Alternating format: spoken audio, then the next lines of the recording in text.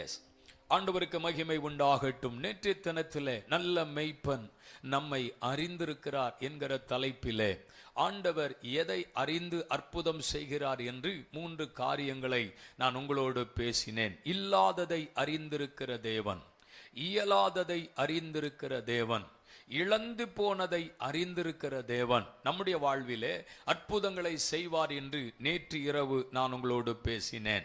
இன்றைக்கு கர்த்தர் உங்களோடு பேசும்படி கொடுத்த வார்த்தையை நாம் வாசிக்க கேட்போம். மார்க்கு சுவிசேஷம் 4ஆம் அதிகாரம் எடுத்துக்கொள்ளுங்கள். மார்க்கு சுவிசேஷம் 4ஆம் அதிகாரம் 35ஆம் வசனத்தை வாசிக்க கேட்போம். அன்று சாயங்காலத்தில் அவர் இயேசு தம்முடைய சீஷர்களை நோக்கி, அக்கரைக்கு போவோம் வாருங்கள் என்றார். கர்த்தருக்கு ஸ்தோத்திரம். வாசிக்கப்பட்ட நல்ல வார்த்தைகளுக்காக ஆண்டவரை ஸ்தோத்தரிக்கிறேன். இயேசு தம்முடைய சீஷர்களை பார்த்து சொல்லுகிறார், அக்கரைக்கு போவோம் வாருங்கள் என்று சொன்னாராம். இயேசுவோடு கூட இருந்த சீஷர்கள் பல நேரங்களில் பல விதங்களில் பயணித்திருக்கிறார்கள். இயேசு செய்த ஊழியங்கள் 3.5 ஆண்டுகள், ஸ்தோத்திரம், உலகத்தில் செய்த ஊழியத்தின் பகுதியிலே அவர் பயணித்த, இல்லாவிட்டால் அவருடைய பிரயாணங்கள் ஏராளம் இருந்திருக்கிறது. அவருடைய சீஷர்களும் அவரோடு பயணித்ததாக வேதம் சொல்லுகிறது. பல நேரங்கள் அவர் வனாந்தரத்திலே இருந்தார், பட்டணங்களிலே இருந்தார், கிராமங்களில் இருந்தார், ஒரு தனிப்பட்ட ஒரு மனிதனுடைய வீட்டிலே அவர் பந்தி இருந்தார் என்றெல்லாம் வேதத்தில் நம்ம வாசிக்கிறோம். இப்பொழுது சீஷர்களை பார்த்து சொல்லுகிறார், மறுபக்கம் போகிறோம், நாம் அக்கரைக்கு போவோம் வாருங்கள் என்று அழைத்தார். இந்த பிரயாணம் எங்கே இருக்கிறது? கடலிலே அவர்கள் பயணப்படுகிற ஒரு பிரயாணத்தை தான் நாம் இங்கே வாசிக்கிறோம். கர்த்தருக்கு ஸ்தோத்திரம். அக்கரைக்கு போவோம் என்று அழைத்தாராம். கிறிஸ்தவ வாழ்க்கை என்பது ஒரு பக்க வாழ்க்கை அல்ல. கிறிஸ்தவ வாழ்க்கை மறுபக்கம் போகிற வாழ்க்கை தான் கிறிஸ்தவ வாழ்க்கை. ஏதோ இந்த உலகத்தில் பிறந்தோம், உலகத்தில் வளர்ந்தோம், கொஞ்ச காலம் உயிரோடு இருந்தோம், மரித்தோம், கதை அதோட முடிந்து விட்டது, வாழ்க்கை அதோட முடிந்து விட்டது என்பதல்ல. நமக்கு ஒரு மறுபக்கம் ஒன்று இருக்கிறது. ஆகவே தான் ஆண்டவர் இந்த உலகத்தில் நமக்காக எல்லாவற்றையும் அவர் செய்து அந்த மறுபக்க வாழ்வின் ஆசீர்வாதத்தை நாம் அனுபவிக்க வேண்டும் என்று அவர் விரும்பினார். கிறிஸ்தவ வாழ்க்கையினுடைய மேன்மை அது, கிறிஸ்தவத்தினுடைய உயர்வு அது. அதற்காகத்தான் பாடுகளின் நடுவிலும், பிரச்சனைகளின் நடுவிலும், போராட்டத்தின் நடுவிலும் இந்த கிறிஸ்துவுக்குள் நம்ம இருப்பதற்கான காரணம் என்னவென்றால், நமக்கு ஒரு மறுபக்க வாழ்வு ஒன்று இருக்கிறது. அல்லேலூயா சொல்லுவோமா? அல்லேலூயா. அப்போ வாழ்க்கை என்பது ஒரு பிரயாணத்திற்கு ஒப்பனை. இஸ்ரவேலர்கள் எகிப்திலே 430 ஆண்டுகள் அடிமைத்தனத்தில் இருந்தார்கள். அந்த அடிமைத்தன வாழ்வு அவர்களுக்கு இஷ்டப்பட்ட வாழ்வு அல்ல. ஒவ்வொரு நாளும் அந்த வாழ்க்கை அவர்களுக்கு கசந்து போய்த்தான் இருந்தது. வாழ்க்கையினுடைய நிலைகளை சந்தோஷமாக கடந்து போகவில்லை. ஏனென்றால் பார்வோன் அவர்களை ஒடுக்கினான், அவர்களை நெருக்கினான், அவர்களை கஷ்டப்படுத்தினான், அவர்களுக்கு உணவு கொடுக்கவில்லை. வேலை இருந்தது, ஆனால் இளைப்பாறுதல் இல்லை. வேலை கடினமாய் இருந்தது, சரியான ஆகாரம் இல்லை. இப்படி பல நாட்கள், பல ஆண்டுகள் வாழ்க்கையிலே ஒடுக்கப்பட்டவர்களாக, நெருக்கப்பட்டவர்களாகத்தான் வாழ்ந்து கொண்டிருந்தார்கள். அப்படிப்பட்ட ஜனங்களை ஆண்டவர் அந்த நெருக்கத்திலிருந்து வெளியே கொண்டு வந்து, அந்த ஒடுக்கத்திலிருந்து வெளியே கொண்டு வந்து கானான் என்கிற ஒரு தேசத்தை அவர்களுக்கு கொடுக்கும்படி, அந்த தேசத்தை அவர்கள் சுதந்தரித்துக் கொள்ளும்படிக்கு எகிப்தில் இருந்து கானானுக்கு பயணித்தார்கள், கானானுக்கு அவர்கள் பிரயாணப்பட்டார்கள் என்று வேதம் சொல்லுகிறது. அப்ப வாழ்க்கை என்பது ஒரு பிரயாணத்திற்கு ஒப்பனை. எதையோ ஒரு இலக்கை அடைவதற்காக, எதையோ ஒரு நன்மையை பெற்றுக்கொள்வதற்காக பயணிக்கிறோம். அதைத்தான் அப்போஸ்தலனாகிய பவுல் சொல்லுகிறார், எனக்கு வைத்திருக்கிற அந்த மகிமையான ஆசீர்வாதத்தை சுதந்தரித்துக் கொள்ள நான் பிரயாணப்படுகிறேன், நான் பயணிக்கிறேன் என்று சொல்லுகிறார். பின்னானவைகளை மறந்து முன்னானவைகளை நாடி எனக்கு நியமித்திருக்கிற ஓட்டத்தில் நான் ஓடுகிறேன் என்று சொல்லுகிறார். அப்போ வாழ்க்கை என்பது ஒரு பயணத்திற்கு ஒப்பனை. அது எங்கே இருந்து? ஒரு பக்கத்தில் இருந்து மறுபக்கத்திற்கு போகிற பிரயாணம். இந்த ராத்திரி வேளையில மறுபக்கத்தின் ஆசீர்வாதத்தை நீங்களும் நானும் சுதந்தரித்துக் கொள்ள வேண்டும் என்று கர்த்தர் விரும்புகிறார்.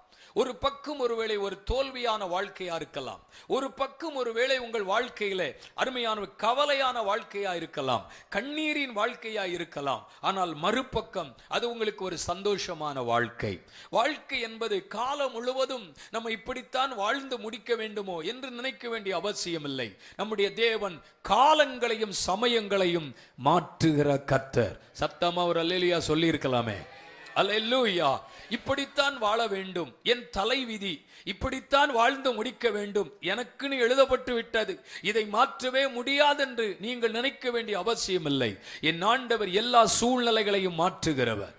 அவர் நினைத்தால் நம்முடைய வாழ்க்கையினுடைய நிலைகளையே மாற்றி நம்மை சரியான பாதையிலே நம்மளை கொண்டு போக கர்த்தர் விரும்புகிறார். கர்த்தருக்கு ஸ்தோத்திரம். என்னுடைய பிள்ளைகளே, ஆகவே தேவ பிள்ளைகள் மறுபக்கத்திற்குள்ளே போக வேண்டும். நம்ம வேதத்திலே படிக்கும்போது இயேசு கிறிஸ்து ஒரு வீட்டிலே பந்தி இருந்தாராம் ஒரு முறை.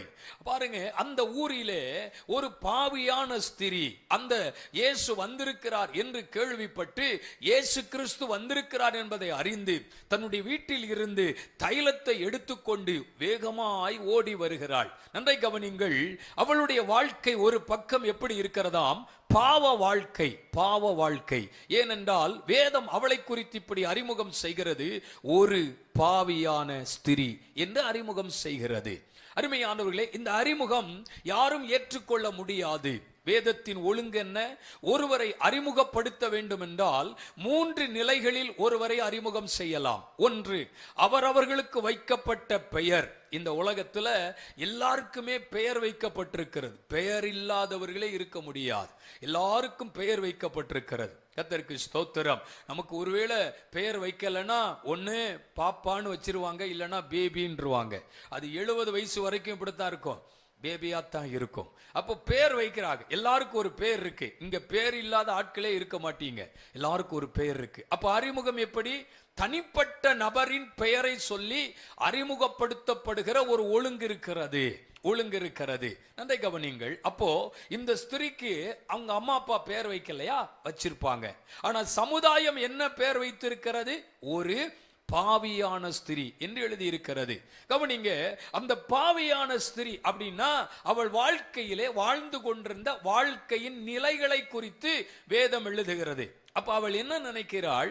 நான் ஒரு பக்கமாக வாழ்கிறேன், அந்த வாழ்க்கை ஒரு பாவ வாழ்க்கை, எனக்கு ஒரு பரிசுத்தமான மறுபக்க வாழ்வு எனக்கு வேண்டும் என்று அவள் விரும்புகிறாள். அப்ப இந்த பரிசுத்தமான வாழ்க்கை யார் கொடுக்க முடியும்?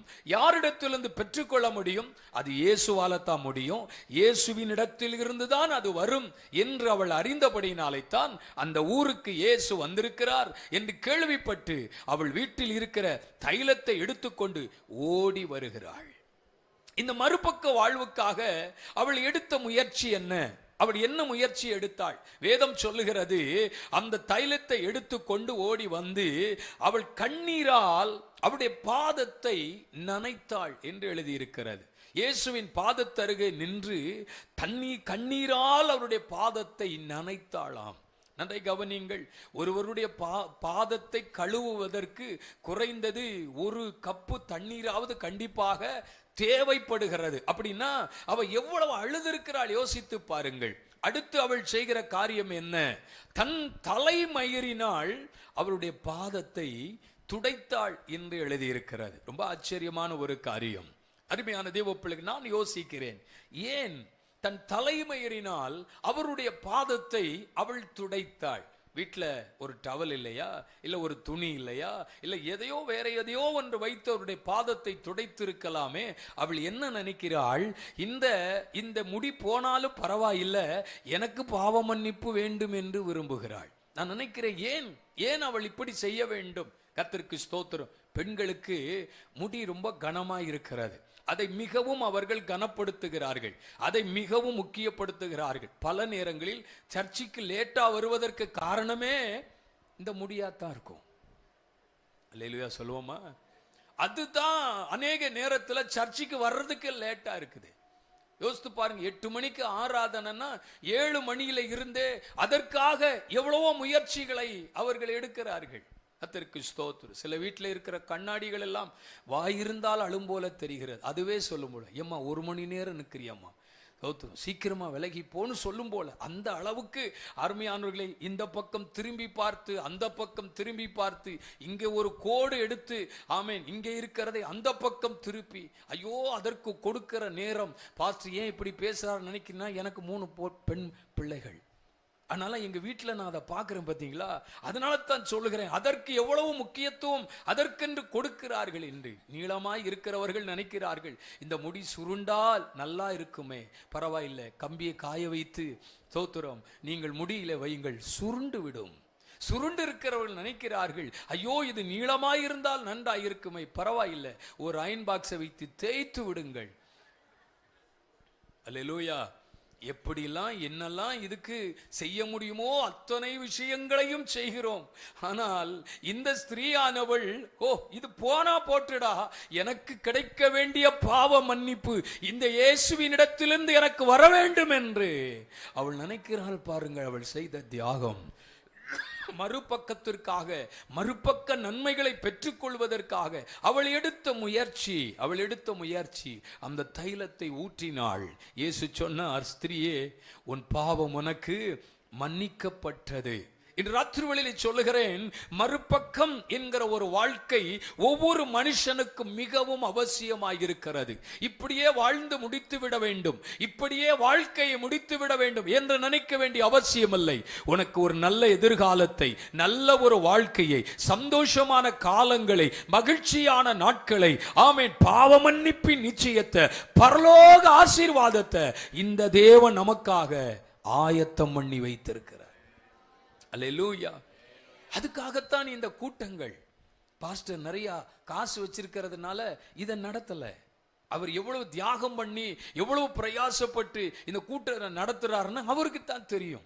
நன்றா யோசியுங்கள், எதற்கு ஏன் இதை செய்கிறார்கள்? இந்த ஜனங்கள் மறுபக்க வாழ்வை அடைய வேண்டுமே, இப்படியே வாழ்ந்து முடித்துவிடக் கூடாது என்று ஒரு நோக்கத்தோடு தான் ஆண்டவர் இப்படிப்பட்ட தருணங்களை நமக்கு ஆயத்தப்படுத்தி கொடுத்திருக்கிறார். அப்ப வாழ்க்கை என்பது ஒரு பிரயாணம். ஆமென் சொல்லுங்க பார்க்கலாம். கர்த்தருக்கு ஸ்தோத்திரம். ஒரு இலக்கை அடைய வேண்டும், நமக்கென்று நியமித்து வைத்திருக்கிற மேன்மை அடைய வேண்டும். எப்படி இஸ்ரவேலர்கள் கானானை பிடித்துக் கொள்ள வேண்டும், கானான் தேசத்தை சுதந்தரித்துக் கொள்ள வேண்டும் என்று அவர்கள் பயணித்தார்களோ, அதுபோல நாமும் இப்பொழுது ஒரு பயணத்தின் நடுவிலே தான் இருக்கிறோம். நான் இன்றைக்கு பேச போகிற என்னவென்றால், அந்த மறுபக்கத்தை அடையக்கூடாதபடி தடுக்கின்ற 3 நிலைகளை உங்களுக்கு சொல்ல விரும்புகிறேன். அந்த தடைகளையும் தாண்டி, அந்த தடைகளையும் உடைத்து அந்த மறுபக்க வாழ்வின் ஆசீர்வாதத்தை நீங்க சுதந்தரிக்கணும்னு இந்த ராத்திரி வேளையிலே கர்த்தர் விரும்புகிறார். ஒரு நல்ல அல்லேலூயா சொல்லுவோமா? அல்லேலூயா. கர்த்தர் நல்லவர். அதற்காக அப்போஸ்தலர் 27ஆம் அதிகாரத்தை திருப்பிக் கொள்ளுங்கள். அப்போஸ்தலர் 27ஆம் அதிகாரமே ஒரு பிரயாணத்தை குறித்த ஒரு சம்பவம் தான். அப்போஸ்தலனாகிய பவுல், அவரோடு கூட சேர்ந்த சில ஜனங்கள், கப்பல் மாலுமி, எஜமான் எல்லாருமாய் சேர்ந்து அவர்கள் ஒரு பிரயாணத்தை ஒரு பக்கத்தில் இருந்து அடுத்த பக்கம் போகிறதற்காக பயணிக்கிற ஒரு பிரயாணத்தை நீங்கள் 27ஆம் அதிகாரத்திலே படிக்க முடியும். அவர்களுடைய ஆரம்பம் நன்றாக இருந்தது, அவர்களுடைய துவக்கம் நன்றாக இருந்தது. அவங்க துவங்கும் போது ஒரு பிரச்சனையும் தெரியல, எல்லாருக்கும் ரொம்ப சந்தோஷம். கப்பல்ல பயணிக்கிறது எவ்வளவு பெரிய மகிழ்ச்சி பாருங்க, கப்பல்ல பிரயாணம் பண்ணுவது எவ்வளவு பெரிய சந்தோஷம் பாருங்க. கர்த்தருக்கு ஸ்தோத்திரம். எல்லாரும் சந்தோஷத்தோட மகிழ்ச்சியோட தான் அவர்கள் பயணித்துக் கொண்டே இருக்கிறார்கள். ஆனால் அந்த லெக்கை அடைவதற்காக, போய் சேர வேண்டிய இடத்திற்கு போய் சேருவதற்காக புறப்பட்ட பயணம் அங்கே போக முடியாதபடி தடுத்து நிறுத்தப்படுகிறது. ஒன்று வாசிக்கலாம். 27ஆம் அதிகாரம் 7ஆம் வசனத்தை படியுங்கள். காற்று எதிராக அவர்களை தடுத்தபடியினால் நாங்கள் அநேக நாட்களாய் மெதுவாய் சென்று வருத்தத்தோடு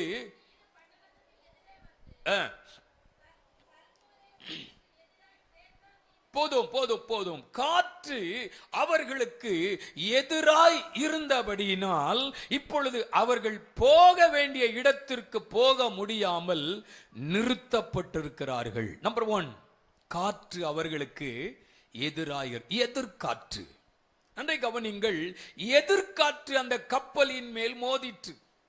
அவர்கள் புறப்படும் பொழுது, அவர்கள் ஆரம்பிக்கும் பொழுது, நமக்கு காத்து இப்படி இருக்கும், பிரச்சனை இருக்கும், போராட்டம் இருக்கும், சூழ்நிலைகள் இப்படி இருக்கும் அப்படிங்கிறலாம் யாருக்கும் எதுவுமே தெரியாது. எல்லாரும் நினைத்தார்கள் ஆரம்பித்தால் முடித்து விடலாம், இங்கே ஏறினால் அங்கே போய் சேர்ந்து விடலாம், இப்படித்தான் துவங்கினார்கள். வாழ்க்கையில பிரச்சனை என்பது எல்லா மனுஷனுக்கும் இருக்கிறது. உலக மனுஷனுக்கும் பிரச்சனை இருக்குது. பல நேரத்தில் நாம் கேட்கிறோம், எனக்கு மட்டும்தானே இப்படி நடக்கிறது, எனக்கு மட்டும்தானே இந்த வியாதி, எனக்கு மட்டும்தானே இந்த சூழ்நிலை, என் குடும்பத்தில் தானே இப்படி அப்படின்னு பல நேரத்தில் கேட்கிறோம். எல்லாருக்கும் பிரச்சனை இருக்கு, பிரச்சனை இல்லாத மனிதர்களே கிடையாது. ஆனால் உலகத்தின் மனிதர்கள் அந்த பிரச்சனையை தாண்டி போகக்கூடிய சக்தி அவர்களுக்கு இல்லை. ஆனால் நமக்கு அவைகளை கடந்து போகக்கூடிய பலனை ஆண்டவர் கொடுத்திருக்கிறார். நீங்க நினைக்கலாம், சின்ன பிள்ளைங்களை, ஐயோ இந்த பிள்ளைகளுக்கு என்ன பிரச்சனை, இந்த பிள்ளைகளுக்கு என்ன பிரச்சனை இருந்தா இப்படி உட்கார்ந்து இருக்கணும், வந்து உட்கார்ந்ததுல இருந்தே ஒரு நோட்டை வச்சு அழகா எழுதிக்கிட்டே இருக்காங்க. ஆனா என்ன எழுதுறாங்கன்னு எனக்கு தெரியல. பாருங்க, அவ்வளவு அமைதியா உட்கார்ந்து இருக்காங்க. நீங்க நினைக்கலாம் பிள்ளைகளுக்கு பிரச்சனை இல்லைன்னு. திங்கட்கிழமை காலையில 8 மணிக்கு தான் தெரியும் அதுக்கு என்ன பிரச்சனைன்னு. அல்லேலூயா. இன்னைக்கு தெரியாது, சந்தோஷமா இருக்கும், மகிழ்ச்சியா இருக்கும். திங்கக்கிழமை காலையில் 8 மணி ஆன உடனே மெதுவா சொல்லும், மம்மி வயிறு ஒரு மாதிரியா வலிக்குதுங்க. ஏன்னா பிரச்சனை அதுக்கு இருக்கு. நம்ம நினைக்கிறோம் பிரச்சனை எல்லாருக்கும் இருக்குங்க. நம்ம அவைகளை எல்லாம் மேற்கொள்ளக்கூடிய கிருபையை கர்த்தர் நமக்கு கொடுத்திருக்கிறார். அல்லேலூயா சொல்லுவோமா?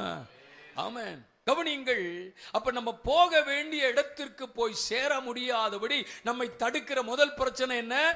எதிர்காற்று. எல்லாரும் சொல்லுங்க, என்ன காற்று? எதிர்காற்று. கர்த்தருக்கு ஸ்தோத்திரம். இந்த காற்று அவர்கள் மேல் மோதின பொழுது அவர்களுக்கு ஏற்பட்ட பிரச்சனை என்ன தெரியுமா? அவர்கள் வருத்தத்தோடு பயணித்தார்கள். எதிர்காற்று வருத்தத்தை கொண்டு வந்தது. காற்று எதிராயிருந்தது. போக வேண்டிய இடத்திற்கு போக முடியவில்லை. தண்டு வலிக்கிறார்கள், பிரயாசப்படுகிறார்கள், முன்னால போயிடலாம் நினைக்கிறாங்க.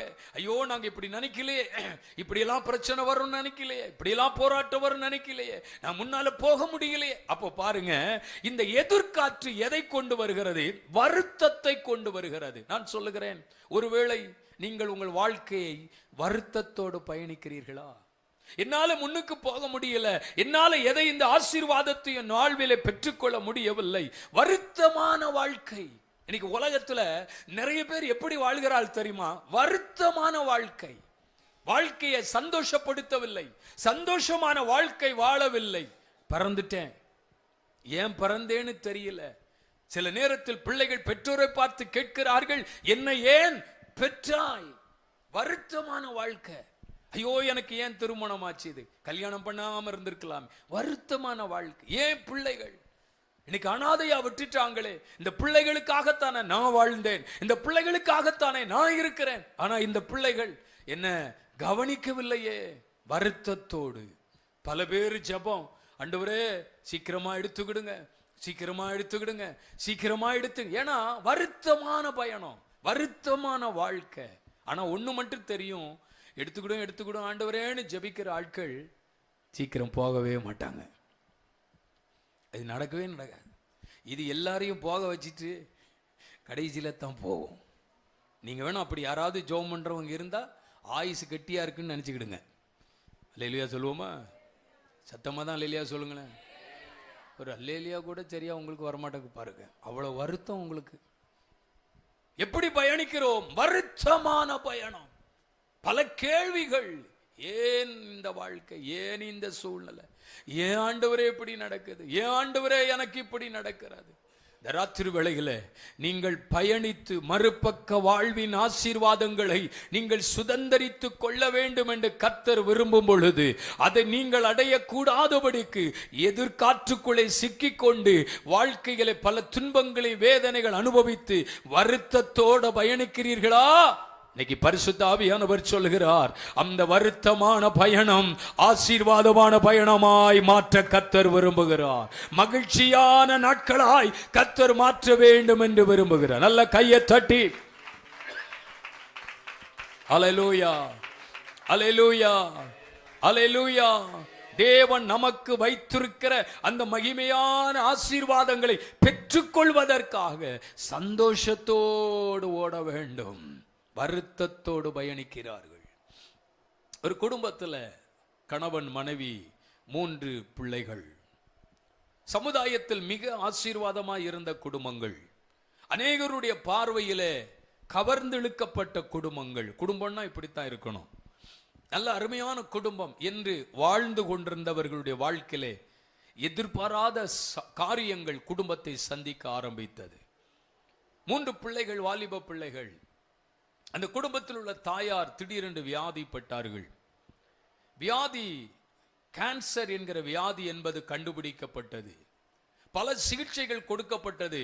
மருத்துவர்கள் சொன்னார்கள், காப்பாற்றுவதற்கு வழி இல்லை, கொஞ்ச நாட்கள் உயிரோடு இருப்பார்கள், அவர்கள் விரும்புகிறதை கொடுங்கள், அவங்க விருப்பப்பட்டதை செய்யுங்கள், நீண்ட காலங்கள் அவர்கள் வாழ்வதற்கான சூழ்நிலைகள் இல்லை என்று மருத்துவரும் கைவிட்டு விட்டார்கள். அந்த அம்மாவுக்கு தெரியுது, நம்ம மரித்து போவோம்.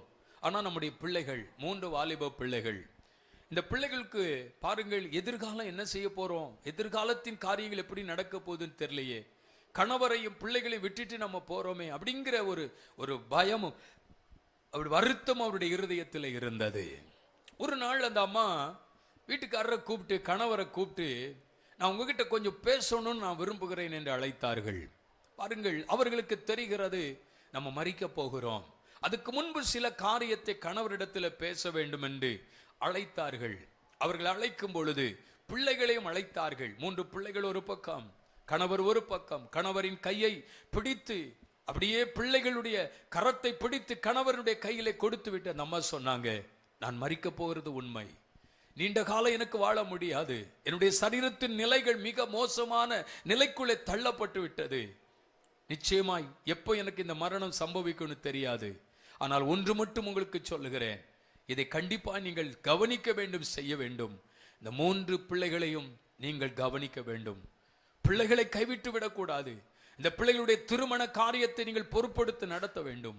ஒரே ஒரு கண்டிஷன், நான் இறந்ததற்கு பிற்பாடு வேறு ஒரு திருமணம் செய்யக்கூடாது, இந்த பிள்ளைகளுக்காக நீங்கள் வாழ வேண்டும் என்று தாயார் பிள்ளைகளை கையை பிடித்து தகப்பனின் கையிலே கொடுத்து, நீங்கள் கவனிக்க வேண்டும், பொறுப்பெடுத்துக் கொள்ள வேண்டும் என்று சொன்னார்கள். சில நாட்கள் கடந்து போனது, அவர்கள் மரித்து விட்டார்கள், உலகத்தை விட்டு போய்விட்டார்கள். சில நாட்கள் கடந்து போன பிற்பாடு அந்த தகப்பனுடைய போக்கு சரியில்லை, சரியாய் வீட்டிற்கு வருவதில்லை, இரவு நேரங்களில் சரியாய் வீட்டிற்கு வரமாட்டார். பிள்ளைகள் கேட்கிறார்கள், நாங்கள் 3 பேர் தனியாய் இருக்கிறோம், எங்களுக்கு சில நேரங்கள் பயமாய் இருக்கிறது, நீங்கள் போனால் சரியாய் வரமாட்டேங்கிறீங்க, வீட்டுக்கு நீங்க சரியா வரமாட்டேங்கிறீங்க, என்ன காரணம்? அவர் சொல்ல ஆரம்பித்தார், இனி அப்படித்தான், இனி நான் என் இஷ்டப்படித்தான் வாழப்போகிறேன், என் விருப்பப்படித்தான் நான் வாழப்போகிறேன். கொஞ்சம் கொஞ்சமா அவருடைய பேச்சிலே மாற்றங்கள் வர ஆரம்பித்தது. ஒரு நாளிலே சொல்லிவிட்டார், இனி நான் இந்த வீட்டிலே இருக்க மாட்டேன், நீங்கள் என்ன வேண்டுமானாலும் பண்ணிக்கொள்ளுங்கள், நான் வேறு ஒரு திருமணம் செய்துவிட்டு நான் ஒதுங்கிக் கொள்கிறேன் என்று சொல்ல ஆரம்பித்தார். பிள்ளைகள் தகப்பனின் காலை பிடித்து கதறினார்கள், அப்பா அம்மா சொன்னது ஞாபகம் இல்லையா, இப்படி செய்யக்கூடாது என்று சொன்னார்களே, உங்களுக்கு ஞாபகம் இல்லை? அவர் சொன்னார், எனக்கு அதெல்லாம் பிரச்சனை இல்லை, நான் இன்னொரு கல்யாணத்தை பண்ணிட்டு நான் போறேன், அப்ப நீங்க வாழ்ந்தா வாழுங்க, இருக்கன்னா இருங்க, உங்க வழியை பார்த்து நீங்க போங்கன்னு சொல்லிட்டு சில மாதங்களுக்குள் அவர் வீட்டை விட்டு புறப்பட்டு போய்விட்டார். இந்த பிள்ளைகள் 3 பிள்ளைகளும் வாலிப பிள்ளைகள்.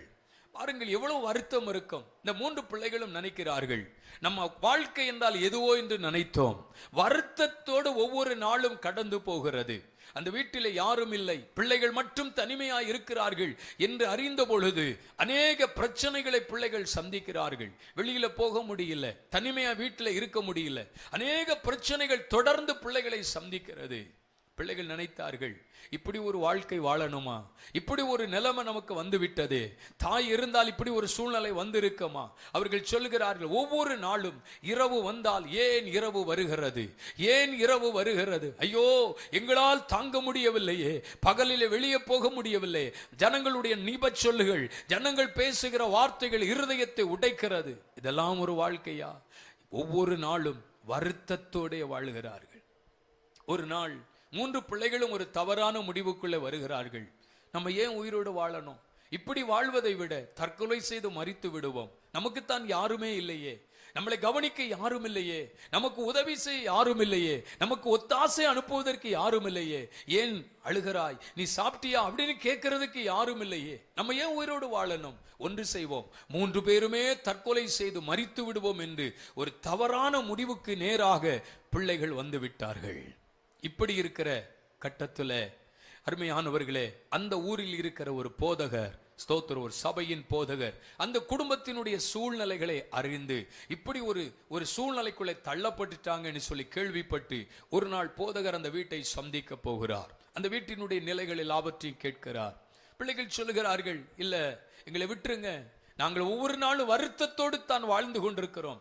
ஒருவேளை நாங்கள் யாருக்கும் வருத்தமாக நாங்கள் வாழ விரும்பவில்லை, நாங்கள் வாழ்க்கையை முடித்து விட விரும்புகிறோம்.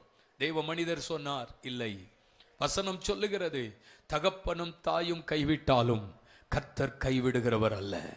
ஒருவேளை உங்க அப்பா உங்களை விட்டு போயிருக்கலாம், உங்க அம்மா உலகத்தை விட்டு போயிருக்கலாம், ஆனா உங்க ஆண்டவர் எப்பொழுதும் கூடவே இருக்கிறார். அப்படியெல்லாம் தவறான முடிவுக்குள்ளே வர வேண்டாம். ஒரு நல்ல எதிர்காலத்தை உங்களுக்கு தருவார், உங்க வாழ்க்கை வாழ்ந்திருக்கும்படி செய்வார். இன்றைக்கு உன் வாழ்க்கை ஒருவேளை இந்த பயணம் வருத்தத்தோட இருக்கலாம், ஆனா ஒரு நாள் அது மகிழ்ச்சியாய் உனக்கு மாறும். இதே பகுதியில நீங்க ஆசீர்வதிக்கப்பட்டவர்களாய் இருப்பீர்கள். கர்த்தரை தேடுங்க, ஆண்டவருக்கு ஒப்பு கொடுங்க, உங்க வாழ்க்கையை கர்த்தருக்கு ஒப்பு கொடுங்க. ஞாயிற்றுக்கிழமை ஆராதனைக்கு வாங்க. அப்படியே போதகர் சொல்லி ஜெபித்து போனார். பிள்ளைகள் சர்ச்சைக்கு போக ஆரம்பித்தார்கள், வசனத்தை கேட்க ஆரம்பித்தார்கள், பிரசன்னத்தை அனுபவிக்க ஆரம்பித்தார்கள். ஆண்டவருடைய சத்தத்தை கேட்க கேட்க பிள்ளைகளுடைய இருதயத்தில் ஒரு பெரிய மகிழ்ச்சி வர ஆரம்பித்தது. கர்த்தர் பிள்ளைகளை ஆசீர்வதிக்க ஆரம்பித்தார். மூத்த மகளுக்கு திருமணம் ஒழுங்கானது. நல்ல ஒரு குடும்ப வாழ்க்கையை கர்த்தர் ஏற்படுத்தி கொடுத்தார். சில மாதங்கள் கடந்து போனது. அடுத்த பிள்ளைக்கும் திருமண காரியங்கள் ஒவ்வொன்றாய் இந்த வீட்டிலே ஆண்டவர் மகிழ்ச்சியான காரியத்தை கொடுத்து பிள்ளைகளை கர்த்தர் வாழ வைத்தாராம். இந்த ராத்திரி வேளையிலே சொல்லுகிறேன், வாழ்க்கை பயணம் வருத்தத்தோட இருக்குமானால் இன்றைக்கு ஆண்டவர் அதில் ஒரு அற்புதத்தை செய்ய கர்த்தர் விரும்புகிறார். ஏன்? காற்று அவர்களுக்கு எதிராயிருந்தபடியினால் அவர்கள் வருத்தத்தோடு பயணித்தார்கள். காற்று எதிராயிருந்தபடியினால் அவர்கள் வருத்தத்தோடு பயணித்தார்கள். எதிர்காற்றுக்குள்ளே சிக்கிக் கொண்டீர்களா? எதுவுமே எங்களுக்கு நடக்க மாட்டேங்குது, எல்லாமே எதிராகத்தான் இருக்கிறது, என் முயற்சிகள் எல்லாம் தோல்வியாய் போய்விட்டது, நான் எடுத்த காரியம் எல்லாம் எனக்கு தோல்வியாகவே முடிந்து விட்டது. வாழ்க்கை பயணத்திலே மேகத்தூணாய் வருபவரே, வாழ்க்கை பயணத்திலே மேகத்தூணாய் வருபவரே, வார்த்தையின் திருவுணவா வளமாய் காப்பவரே, வார்த்தையின் திருவுணவா வளமாய் காப்பவரே, என்னை ஆட்கொண்ட இயேசு உம்மை யாரென்று நான் அறிவே, என்னை ஆட்கொண்ட இயேசு உம்மை யாரென்று நான் அறிவே, உண்மை உள்ளவரே என்றும் நன்மைகள் செய்பவரே, என்றும் நன்மைகள் செய்பவரே, என்னை ஆட்கொண்ட இயேசு உம்மை யாரென்று நான் அறிவே, என்னை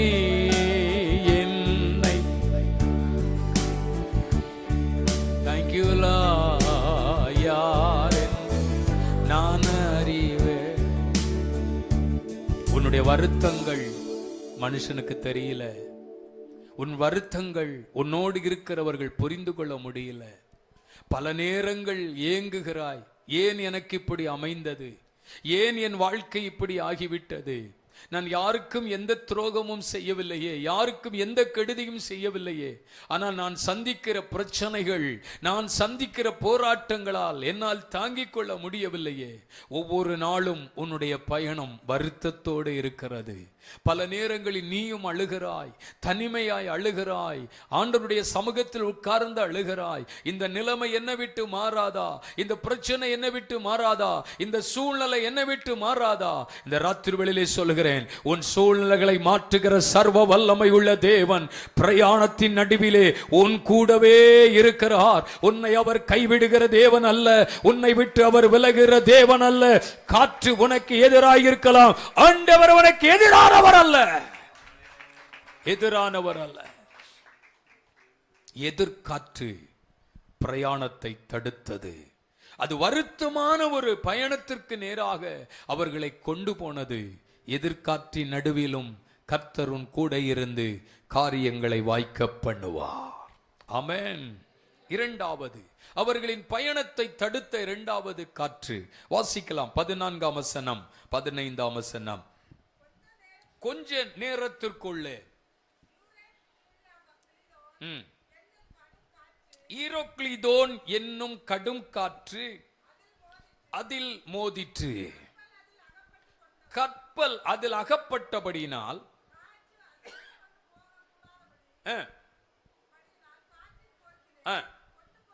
காற்றின் போக்கிலேயே கொண்டு போகப்பட்டோம். நன்றை கவனிங்கள், எல்லாரும் கவனிங்க, வசனத்தை கவனிங்க. இந்த வசனம் சொல்லுகிறது கொஞ்ச நேரத்திற்குள்ளே. அடுத்து அவர்கள் சந்திக்கிற அடுத்த பிரச்சனை என்ன பிரச்சனை? கடும் காற்று மோதிற்று. முதல்ல சொன்னேன், காற்று அவர்களுக்கு எதிராய் இருந்தது. எதிர்காற்று. எதிர்காற்றினுடைய பிரச்சனை என்ன?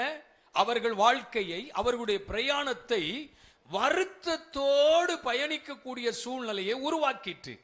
இரண்டாவது சொல்லுகிறேன், கடும் காற்று. அந்த காற்றுக்கு ஒரு பேர் எழுதியிருக்கு. என்னதா?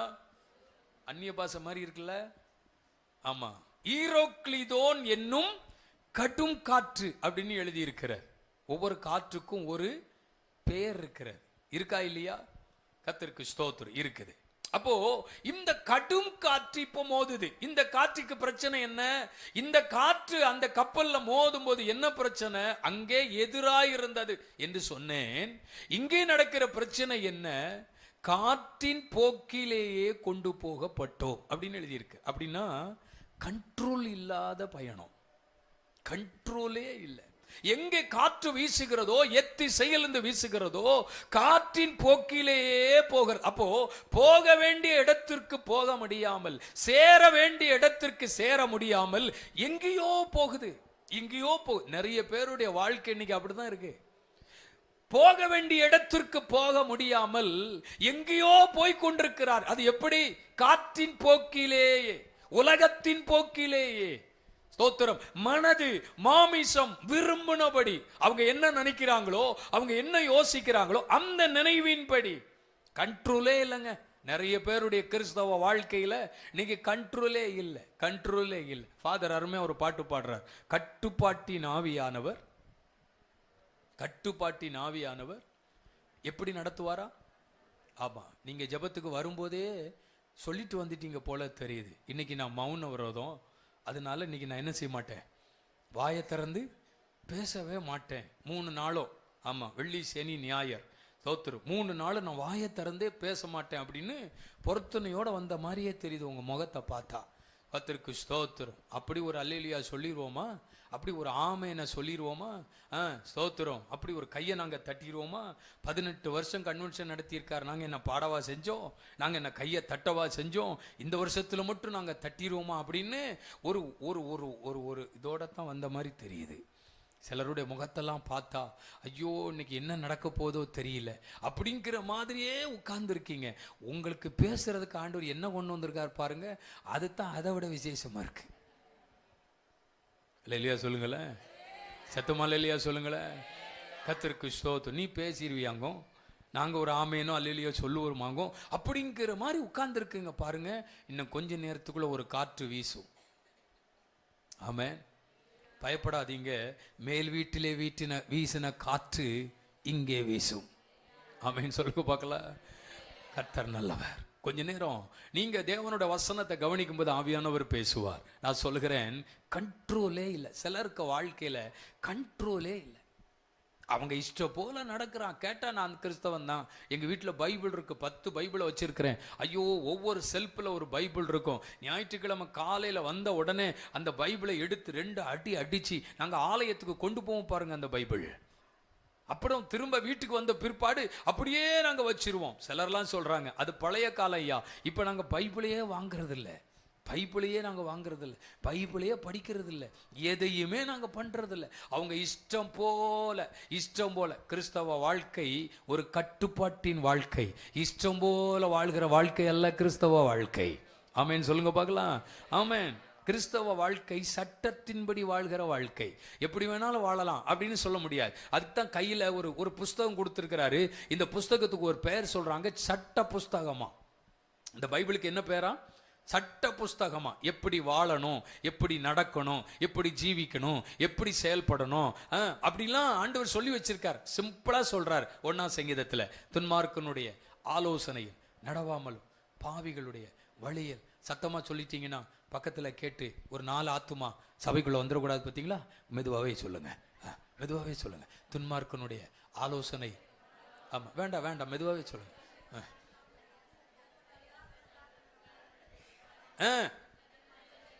என்ன ஒழுங்கு பார்த்தீங்களா? எப்படி நடக்கணும், எப்படி வாழணும்னு சொல்றாரு பாருங்க. நடவாமலும் பாவிகளுடைய வழியில் நில்லாமலும் பரியாசக்கார உட்காரும் இடத்தில். அப்ப கர்த்தருடைய வேதத்தின்படி நடந்து அவருடைய வேதத்திலே பிரியமாயிருந்து அவருடைய வேதத்தின்படி நடந்து அவன் செய்கிறதெல்லாம் வாய்க்கும். நான் சொல்லுகிறேன், இனி இப்படி நடந்தா இந்த ஆசீர்வாதம் வரும், இப்படி வாழ்ந்தா இந்த ஆசீர்வாதம் வரும். நம்ம நிறைய நேரத்துல பைபிளை அப்படியே வச்சிட்டு இப்போ அப்படியே எடுக்கிறோம். அப்படி எடுத்து நடு பக்கத்துல எந்த வசனம் வருதோ அதை வாக்குத்தத்தமா நினைக்கிறோம். நான் சொல்றேன், எப்ப பைபிளை திறந்தாலும் 23ஆம் சங்கீதம் தான் வரும். நீங்க வேணா திறந்து பாருங்க.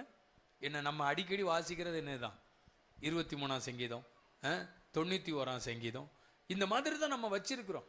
எப்போ திறந்தாலும் இதுதான் வரும், இப்படித்தான் வரும் பாருங்க. கர்த்தருக்கு ஸ்தோத்திரம். நல்ல கவனிங்க.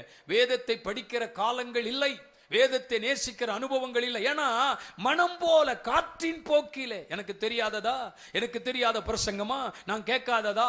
அந்த காலத்திலேயே அப்பமே நாங்க அப்படி வாழ்ந்தவர்கள், அப்படி இருந்தவர்கள். எங்களுக்கு தெரியாததா? எங்களை யாரும் கண்ட்ரோல் பண்ண வேண்டாம், எங்களை யாரும் உபதேசிக்க வேண்டாம், எங்களுக்கு யாரும் பிரசங்கம் பண்ண வேண்டாம். இந்த பயணம் கண்ட்ரோலே இல்லாம காற்றின் போக்கிலே போகுது. நிறைய பேருடைய கிறிஸ்தவ வாழ்க்கை இப்படித்தான் இருக்கு. கண்ட்ரோல் இல்லை.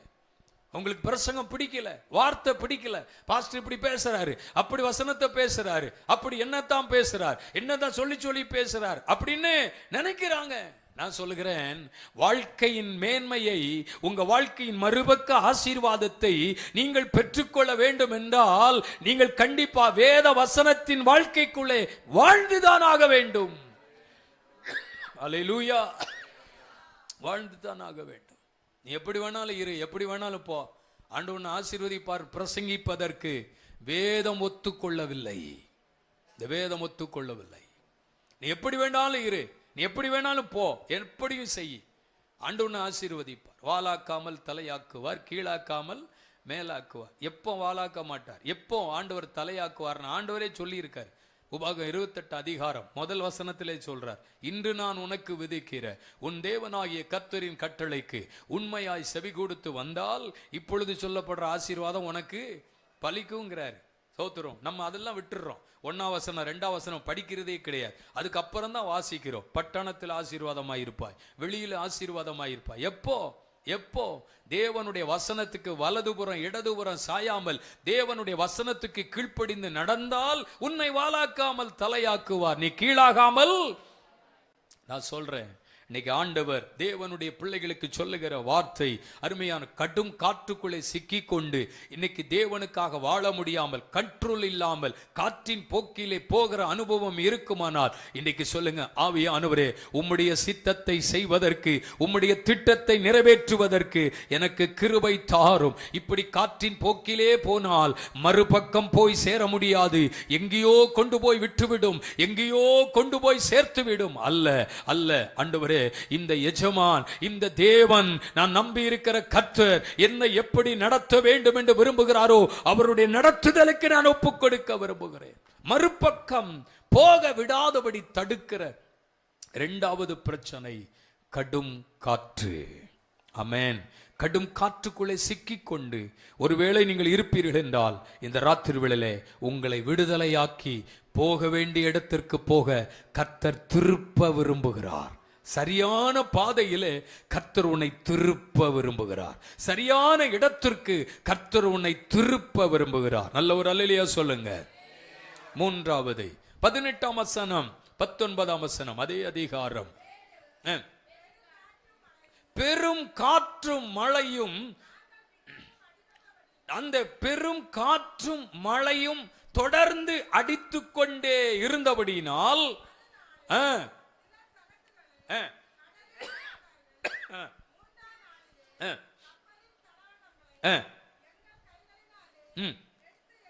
பெரும் காற்றும் மழையும் தொடர்ந்து அடித்துக் கொண்டே இருந்தபடியினாலே இனி நாங்கள் தப்பி பிழைப்போம் என்கிற நம்பிக்கை முழுவதும் அற்று போயிற்று அப்படின்னு சொல்லியிருக்கிறது. மூன்றாவது, நம்முடைய பிரயாணத்தை மறுபக்க வாழ்வுக்கு போக முடியாதபடி ஆமென் தடுக்கிற மூன்றாவது காற்று என்ன சொல்லுங்க பார்க்கலாம். பெரும் காற்று. பெரும் காற்று. முதல்ல சொன்னேன் எதிர்காற்று, அது வருத்தமான பயணத்தை கொண்டு வந்தது. இரண்டாவது கடும் காற்று, அது கப்பல் பாருங்கள் காற்றின் போக்கிலே போக வேண்டிய இடத்திற்கு போகாமல் தேவையில்லாத இடத்திற்கு கொண்டு போய் விடுகிறது. மூன்றாவது சொல்லுகிறேன் பெரும் காற்று. பெரும் காற்று. அவர்கள் சொல்லுகிறார்கள், நாங்கள் ஆரம்பிக்கும் பொழுது, நாங்கள் புறப்பட்டு போகும் பொழுது எங்களுக்கு எந்த பிரச்சனையும் இல்லை, நாங்க நல்லா தான் போனோம். ஆனா இப்போ ஏறக்குறைய 13 நாட்கள் 14 நாட்கள் பெரும் காற்றும் மழையும் தொடர்ந்து அடித்துக் கொண்டே இருக்கிறபடியினால் இப்போ நாங்க ஒரு முடிவுக்கு வந்துட்டோம். இனி நாங்கள் தப்பி பிழைப்போம் என்கிற நம்பிக்கை எங்களுக்கு இல்லை. பெரும் காற்றில் அகப்பட்ட பொழுது நம்பிக்கை இல்லாத பயணமாய் மாறிவிட்டது. நம்பிக்கை இல்லை. போய் சேருவோமா? அந்த இடத்துக்கு போக முடியுமா? நம்ம நிச்சயமாகவே நம்ம எங்க போகணும்னு புறப்பட்டோமோ அந்த இடத்திற்கு நம்ம போக முடியுமா? நம்பிக்கையே இல்லை. நம்ம காரியம் எதோட முடிஞ்சிரும். நமக்கு நிச்சயமா இந்த கடல்ல தான் மரணம், இங்கதான் நமக்கு அழிவு. இந்த காற்றுக்குள்ள சிக்கி கொண்டோம். அநேக நாட்கள் சூரியனையாவது சந்திரனையாவது காணாமல். பெரிய பிரச்சனை, பெரிய பிரச்சனை.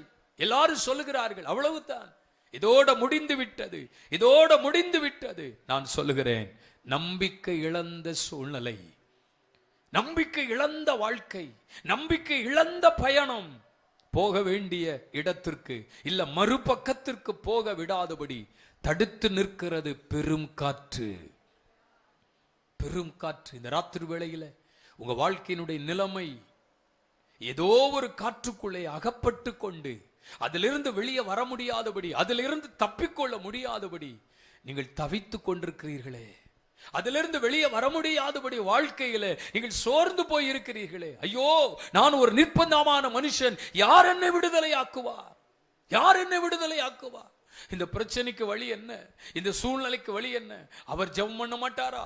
இவர் ஜெபம் பண்ண மாட்டாரா? அந்த ஊழியக்காருக்கு ஒரு போன் பண்ணுவோமா? இந்த இடத்துக்கு போவோமா? அந்த கூடாரத்துக்கு போவோமா? இல்ல அங்க போலாமா? இல்ல இங்க போனா நடந்துருமா?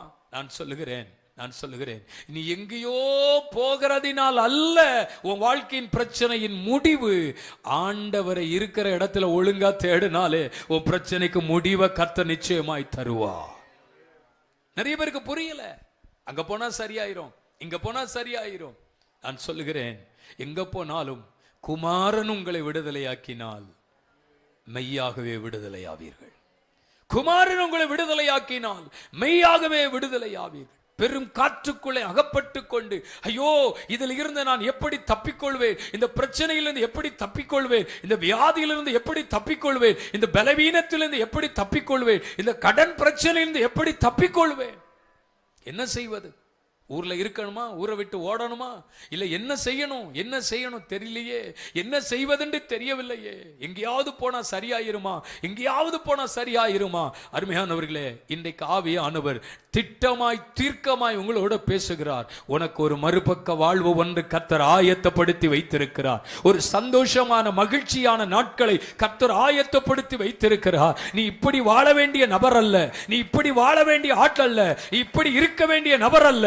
நீயும் மகிழ்ச்சியோடு சந்தோஷத்தோடு வாழ வேண்டும் கர்த்தர் விரும்புகிறாரே.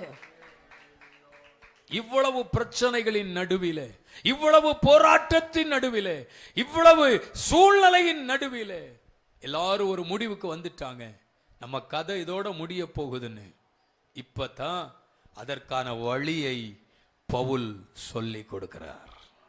நான் சொல்லுகிறேன், பிரச்சனை அதிகமானாலும் பிரச்சனையின் நடுவிலே ஒரு முடிவை தருகிறவர் நம்முடைய ஆண்டவராய் இயேசு கிறிஸ்து. நீ அதற்குள்ள மூழ்கி போக கர்த்தர் விடமாட்டார். அதிலே அழிந்து போக கர்த்தர் விடமாட்டார். அதிலே சாக கர்த்தர் விடமாட்டார். அப்படியே அமிழ்ந்து போக வேண்டும் என்று கர்த்தர் விடமாட்டார். நாங்கள் அமிழ்ந்து போகிறோம் அப்படின்னு இயேசுவை தட்டின பொழுது இயேசு எழுந்து காற்றையும் கடலையும் அதட்டினார் அல்லவா? உன் பிரச்சனையின் நடுவிலே அற்புதம் செய்யத்தான் இந்த ராத்திரி வேளையில வந்திருக்கிறார்.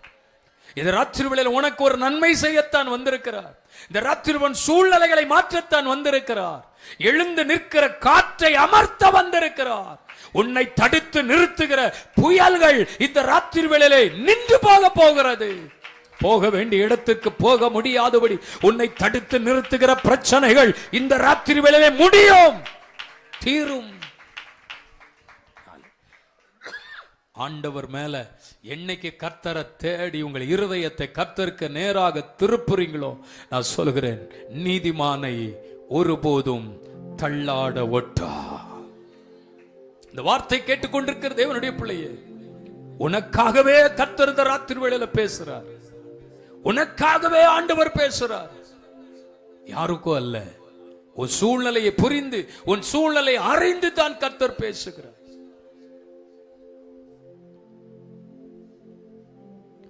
நீதிமான் தள்ளாட விடமாட்டா, நித்தமும் காத்து நடத்திடுவா. கர்த்தர் மேல் பாரத்தை வைத்து விடு, கலங்கி தவிக்காதே, அவரே உன்னை ஆதரிப்பா, அதிசயம் செய்வா. உன் வாழ்க்கை ஒரு தடுமாற்றத்தின் நிலையில இருக்குது. இன்னைக்கு கர்த்தர் சொல்றாரு, தடுமாறி கொண்டிருக்கிறார். இந்த முடிவா அந்த முடிவா, இவங்க சொல்றதை கேட்கணுமா இல்ல அவங்க சொல்றதை கேட்கணுமா?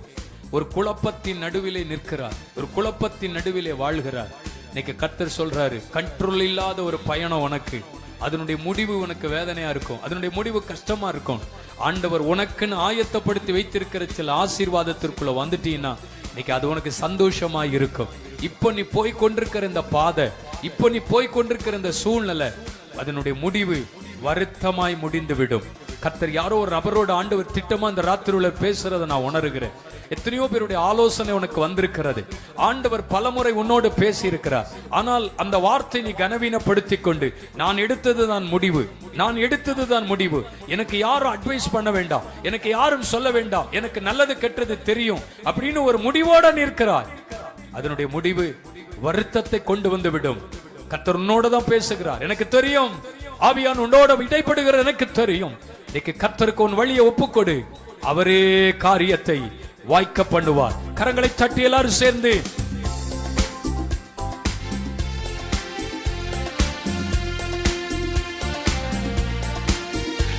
எல்லாரும் சேர்ந்து சொல்வோம், Thank you Lord. நீதிமான் தள்ளாட விடமாட்டா,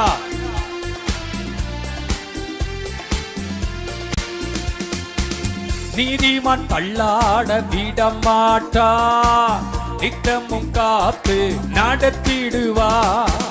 நீதிமான் தள்ளாட, நல்ல கை தட்டி, ஓ எஸ், ஓ கர்த்தர் மேல் பாரத்தை வைத்து விடு, கலங்கி தாவிக்காதே. அவரே உன்னை ஆதரிப்பார், அதிசயம் செய்வார். கர்த்தர் மேல் பாரத்தை வைத்து விடு, கலங்கி தாவிக்காதே. அவரே உன்னை ஆதரிப்பார், அதிசயம் செய்வார்.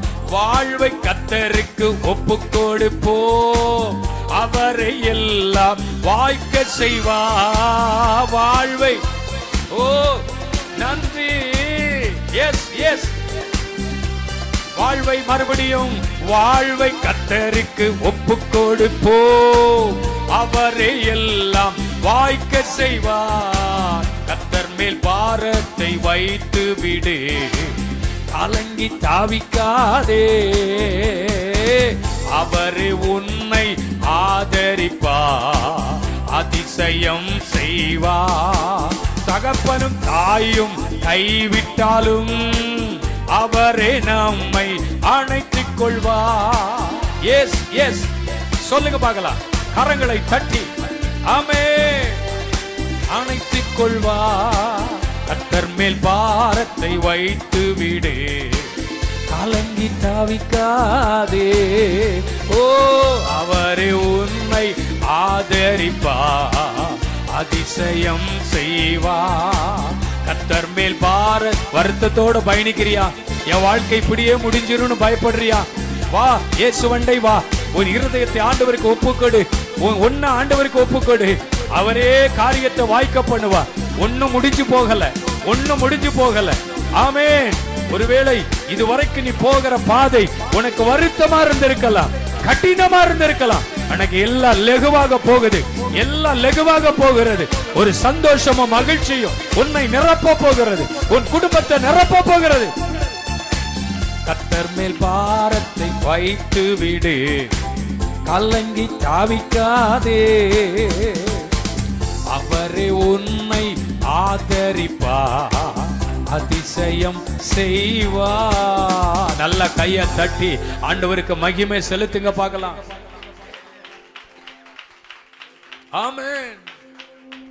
அக்கறைக்கு போவோம், மறுபக்க வாழ்வின் ஆசீர்வாதங்களை சுதந்தரிப்போம். மறுபக்கத்திற்கு போக விடாதபடி தடுக்கிற சூழ்நிலைகளை உங்களோடு நான் பேசினேன். கடைசி நிலவு, கடைசி நிலைமை, இனி தப்பி பிழைக்க மாட்டோம் என்று சொல்லும் பொழுது அப்போஸ்தலனாகிய பவுல் சொல்லுகிறார், நீங்கள் பயப்பட வேண்டாம், என்னை ஆட்கொண்டவரும் நான் நம்பி இருக்கிற தேவனுமாகிய கர்த்தர் சொல்லுகிறார், நமக்கு ஒரு ஆபத்தும் வருவதில்லை, நாம் கரை செய்வதற்கு கர்த்தர் உதவி செய்வார். ஒன்று சொல்லுகிறார், நீங்கள் கர்த்தருடைய வார்த்தையை கேளுங்கள். அல்லேலூயா. நம்பிக்கை இழந்து நிற்கிறாங்க. நான் சொல்லுகிறேன், ஒரு யோபு தன் வாழ்க்கையில் வந்த பிரச்சனையின் நடுவில் எல்லாம் இழந்தார், எல்லாவற்றையும் இழந்தார். தன் பிள்ளைகளை இழந்தார், தன் ஆஸ்திகளை இழந்தார், ஐஸ்வர்யத்தை இழந்தார், தனக்கு உண்டான நன்மைகளை இழந்தார், தன் சரீர சுகத்தை இழந்தார். ஆனா ஒன்னே ஒண்ணு இழக்கல, ஒரே ஒண்ணு இழக்கல. எது தெரியுமா? கர்த்தர் மேல் வைத்திருக்கிற நம்பிக்கை இழக்கல. எல்லாவற்றையும் இழந்துட்டான். எவ்வளவு ஆசீர்வாதமாக இருந்த மனுஷன், எவ்வளவு மகிமையாக இருந்த மனுஷன். ஒரு காலத்துல விசாரிக்கும் போது சொல்லுவாங்களாம், யோபுவா அப்பா எவ்வளவு பெரிய மனுஷன், எவ்வளவு ஆசீர்வாத மனுஷன், அவன் வீட்டுல ஒரு குறைவும் இல்லை. ஒரு காலத்தில் அப்படி இருந்த அந்த மனிதனின் வாழ்க்கைகளை ஒரு நாள் எல்லாம் அவன் இழக்கிறான் பாருங்கள். ஆனால் நம்பிக்கை இழக்கவில்லை, நம்பிக்கை இழக்கவில்லை. என்ன சொன்னார் தெரியுமா? என் மீட்பர் உயிரோடு இருக்கிறார், அந்நிய கண்கள் அல்ல, என் சொந்த கண்களால் நான் அதை காண்பேன்.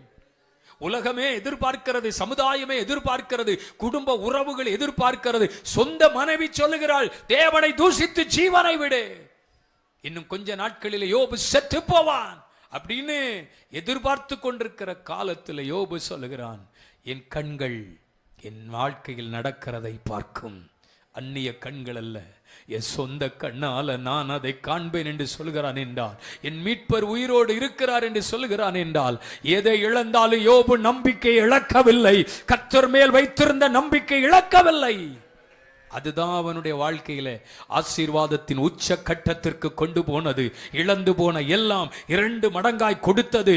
ஆமேன். எந்த இடத்தில் தலைகுனிந்து நின்றானோ, எந்த இடத்தில் அவமானப்பட்டு நின்றானோ, அதே இடத்தில் கர்த்தர் அவன் தலையை உயர்த்தி அவனை மேன்மைப்படுத்தி ஆசீர்வதிக்கிறார். காரணம், கர்த்தர் மேல இருக்கிற நம்பிக்கை இழக்கல. கர்த்தருடைய வார்த்தையை கேளுங்கள். இன்னைக்கு ஆண்டவர் உங்களோட பேசிக் கொண்டிருக்கிறார். சேர வேண்டிய இடத்திற்கு சேர விடாதபடி தடுக்கிற சூழ்நிலைகளை கர்த்தர் இன்றைக்கு மாற்றப் போகிறார். யோசேப்புக்கு தரிசனம் உண்டு, யோசேப்புக்கு சொப்பனம் உண்டு, யோசேப்புக்கு வாக்குத்தத்தம் உண்டு, யோசேப்புக்கு ஆண்டவர் சொன்ன வார்த்தைகள் உண்டு. ஆனால் பிரச்சனை தொடர்கிறது. தூக்கி எறிந்தார்கள். இவன் சாகட்டும் என்று நினைத்தார்கள். சிறைச்சாலைக்கு அடைத்தார்கள். இவன் கதை இதோடு முடிந்து போகும் என்று சொன்னார்கள். அவன் வெளியிலே வருவதற்கு வாய்ப்பில்லை என்று சொன்னார்கள். ஆனால் ஒரு நம்பிக்கை, இதை சொன்ன ஆண்டவர் குறித்த காலத்தில் இதை நிறைவேற்றுவார். இதை சொன்ன ஆண்டவர் எனக்கு கொடுத்த தரிசனம், எனக்கு காண்பிக்கப்பட்ட சொப்பனம் ஒரு நாள் நிறைவேறும், ஒரு நாள் நடந்தே ஆகும். எத்தனை சூழ்நிலைகள் எதிராக இருந்த போதிலும் கர்த்தர் மேல வச்சிருக்கிற நம்பிக்கை இழக்கவில்லை. அந்த நம்பிக்கை தேசத்தின் உயர்வுக்கு நேராய் அவனை கொண்டு போனது. உலகம் என்ன பேசினாலும் பரவாயில்லை, உலகத்தில் என்ன சந்தித்தாலும் பரவாயில்லை, கர்த்தர் மேல வச்சிருக்கிற நம்பிக்கையை ஒரு நாள் இழந்து போகாதீங்க. அவர் மேல வச்சிருக்கிற நம்பிக்கை தான் உங்களை கீழே இருந்து மேல கொண்டு வரும். அதுதான் உங்கள் வாழ்க்கை தரத்தை உயர்த்தும். இந்த ராத்திரி வேளையில கர்த்தருடைய வார்த்தையை கேளுங்கள். அவர் சொல்கிறார், எனக்கு சொல்லப்பட்ட பிரகாரமாகவே நடக்கும். எனக்கு ஒரு வார்த்தையை கர்த்தர் கொடுத்தார். சூழ்நிலையில் நடுவேலே கர்த்தர் வார்த்தையை அனுப்புகிறார். தேவனுடைய வார்த்தை சாதாரணமானதல்ல. அது உலர்ந்து போன எலும்புகளையும் உயிரடைய செய்கிற வார்த்தை. ஆமென். சேதமடைந்த இடத்திலும் ஆவியானவர் தம்முடைய வார்த்தையை அனுப்பி எழும்ப பண்ணினார் என்று எழுதியிருக்கிறது. லாசரு மரித்து போனான், 4 நாள் ஆகிவிட்டது, கல்லறைக்குள்ளும் வைத்து விட்டார்கள். ஆனால் ஒரு வார்த்தை புறப்பட்டு வருகிறது. இயேசு கிறிஸ்துவினுடைய வாயிலிருந்து புறப்பட்ட வார்த்தை, அந்த வார்த்தை அவன் சரீரத்துக்குள் கடந்து போனது. ஆமென். ஜீவனை கொடுத்தது. ஐயோ, மரித்து போனவன் அவன் உயிரோடு எழும்பி வருகிறான். தேவனுடைய வார்த்தை இன்றைக்கு உன்னை சந்திக்க விரும்புகிறது. கர்த்தருடைய வார்த்தை உனக்கு ஜீவனை கொடுக்க விரும்புகிறது. கர்த்தருடைய வார்த்தை உன்னை உயிர்ப்பிக்க விரும்புகிறது. கர்த்தருடைய வார்த்தை உன்னை எழும்பி நிற்க செய்ய விரும்புகிறது. மற்றவர்கள் நினைக்கிறபடி உங்கள் வாழ்க்கை முடிந்து போவதில்லை. முடிந்து போன இடத்திலே ஒரு துவக்கத்தை கர்த்தர் கொடுக்க விரும்புகிறார். எதிர்காற்றுக்குள்ள நிற்கிறீங்களா? கடும் காற்றுக்குள்ள நிற்கிறீங்களா? பெரும் காற்றுக்குள்ள அகப்பட்டுட்டீங்களா? இதோடு என் கதை முடிஞ்சிட்டேன்னு நினைக்கிறீங்களா?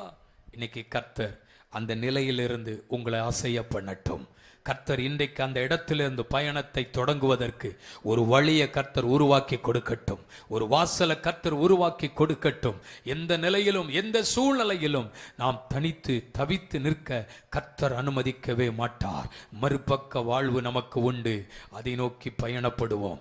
எத்தனை காற்றுகள் வந்தாலும், எத்தனை சூழ்நிலைகள் வந்தாலும், எத்தனை போராட்டங்கள் வந்தாலும், நான் போய் சேர வேண்டிய இடத்திற்கு என்னை கொண்டு சேர்க்க அவர் வல்லமை உள்ளவர். 27ஆம் அதிகாரத்தின் கடைசி வசனம் சொல்லுகிறது, இவ்விதமாய் எல்லாரும் கரை சேர்ந்தார்கள். அந்த வசனம் படியுங்கள். இவ்விதமாய்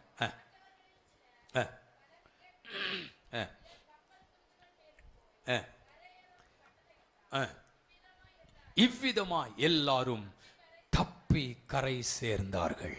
நான் சொல்லுகிறேன், எங்கேயோ ஸ்தம்பித்து நிற்கிறீங்களா? எங்கேயோ பிரச்சனையின் நடுவில் நிற்கிறீங்களா?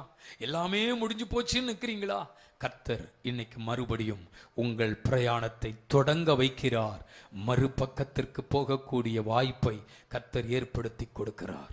ஆகவே தான் சீஷர்களை பார்த்து சொன்னார், அக்கரைக்கு போவோம். எல்லாரும் எழுப்பி நிற்கலாமா?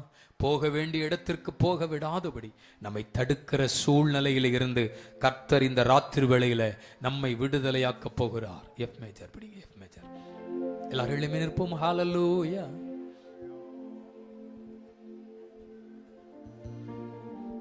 நீங்க கடும் காற்றுக்குள்ள பயங்கரமா சிக்கிட்டீங்க போலுக்க. எழும்ப முடியல பாருங்க. சீக்கிரமா எல்லாரும் ஒரு 5 நிமிஷம் கர்த்தரை துதிக்க போகிறோம். கர்த்தரை நம்பு. நீ மனுஷனை நம்பி ஏமாற்றப்பட்டு விட்டிய, மனுஷனை நம்பி வாழ்க்கையில எவ்வளவோ இழந்துட்டிய. மனுஷனை நம்பி கைவிடப்பட்டுட்டீங்க. கர்த்தரை நம்பு, கர்த்தரை நம்பு.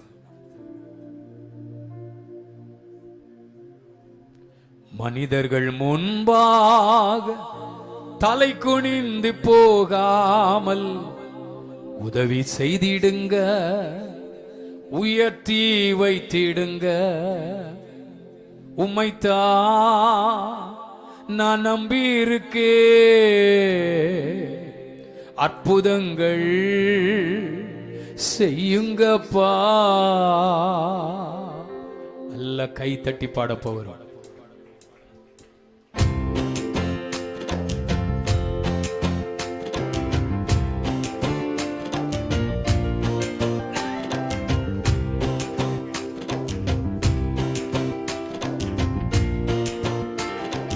உம்மைத்தான் நான் நம்பி இருக்கே, அற்புதங்கள் எனக்கு செய்யுங்கப்பா. உம்மைத்தான் நான் நம்பி இருக்கே, அற்புதங்கள் எனக்கு செய்யுங்கப்பா. என் நம்பிக்கையே உமக்கு ஸ்தோத்திரம், என் புகலிடமே உமக்கு ஸ்தோத்திரம். என் நம்பிக்கையே உமக்கு ஸ்தோத்திரம், என் புகலிடமே உமக்கு ஸ்தோத்திரம். 100க்கு 100 உம்மையே நான் நம்புவே, அற்புதம் செய்திடுங்க, அதிசயம் நடத்திடுங்க. 100க்கு 100. நல்ல கைத்தட்டி நல்ல உற்சாகமா சேர்ந்து பாடுங்க பார்க்கலாம். ஓ மனிதர்கள் முன்பாக தலை குனிந்து போகாமல் உதவி செய்திடுங்க, உயர்த்தி வைத்திடுங்க.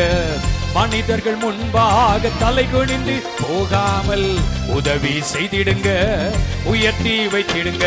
உம்மைத்தான் நான் நம்பி இருக்கே, அற்புதங்கள்.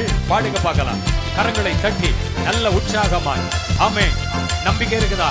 நம்பிக்கை இருக்குதா? நீங்க ராத்திரி ஒரு அற்புதம் நடக்க போகுது, நீ தடுமாற வேண்டாம். உம்மைத்தான் நான் நம்பி இருக்கே, அற்புதங்கள் எனக்கு செய்யுங்கப்பா. என் நம்பிக்கை உமக்கு ஸ்தோத்திரம், என் புகலிடமே உமக்கு ஸ்தோத்திரம். என் நம்பிக்கை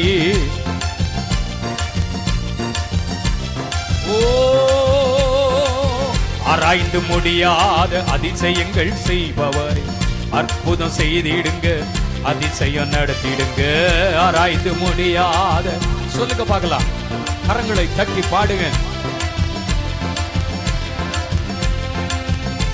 தலைகளை உயர்த்துகிறவர், மேன்மைப்படுத்துகிற கர்த்தர் நம்ம கூட இருக்கிறா. உம்மைத்தான் நான் நம்பி இருக்கே. கர்த்தரை நம்பு. யாரையெல்லாமோ நம்பி வாழ்க்கையில தோற்று போயிட்டிய, யாரையெல்லாமோ நம்பி வாழ்க்கையில தோல்வியை சந்திக்கிறிய, இன்னைக்கு கர்த்தரை நம்பு, கர்த்தரை நம்பு. ஏசுலா உம்மைத்தான் நான் நம்பி இருக்கே, அற்புதங்கள் எனக்கு செய்யுங்கப்பா. உம்மைத்தான்.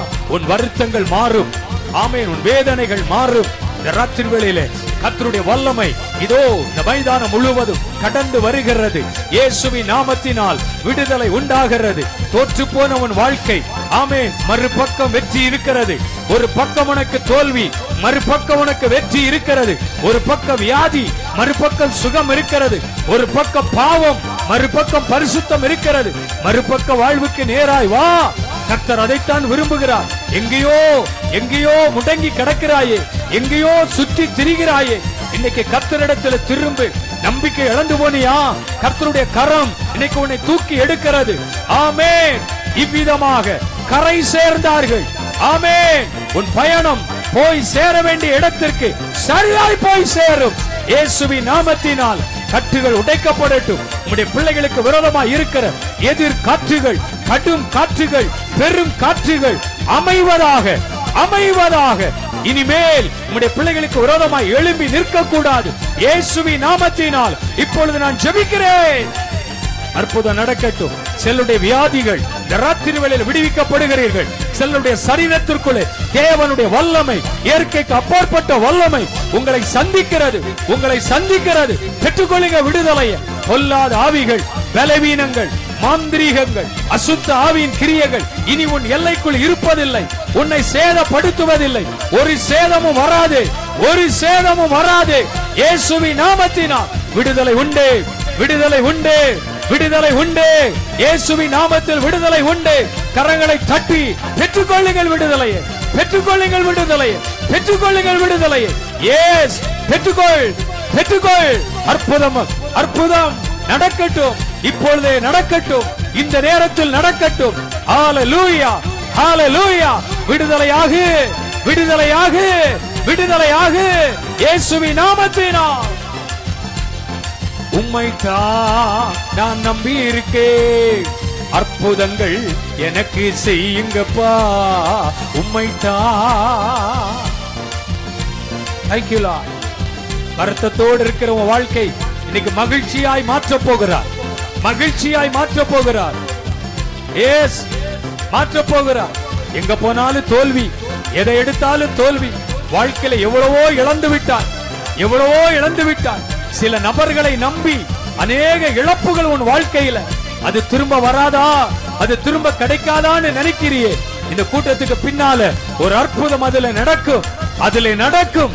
நீ இழந்து போன ஒவ்வொரு காரியமும் ஆச்சரியமாய் உனக்கு நடக்கும் இயேசுவின் நாமத்தினாலே. தேங்க்யூலா. உயர்வானாலும் தாழ்வானாலும், உயர்வானாலும் தாழ்வானாலும் சர்வவல்ல தேவன் நம்மோடு இருக்கிறார், சர்வவல்ல தேவன் நம்மோடு இருக்கிறார். சந்தோஷமா இருங்க, எப்பொழுதும் சந்தோஷமாயிருங்க, சந்தோஷமா இருங்க, எப்பொழுதும் சந்தோஷமா இருங்க. என்னதான் நேர்ந்தாலும் சோர்ந்து போகாதீங்க, என்னதான் நேர்ந்தாலும் சோர்ந்து போகாதீங்க. நம்மை அழைத்த தேவன் கைவிட மாட்டார், சந்தோஷமாயிருங்க. நம்மை அழைத்த கைவிட மாட்டார் ஒருபோதும். சந்தோஷப்படு, சந்தோஷப்படு.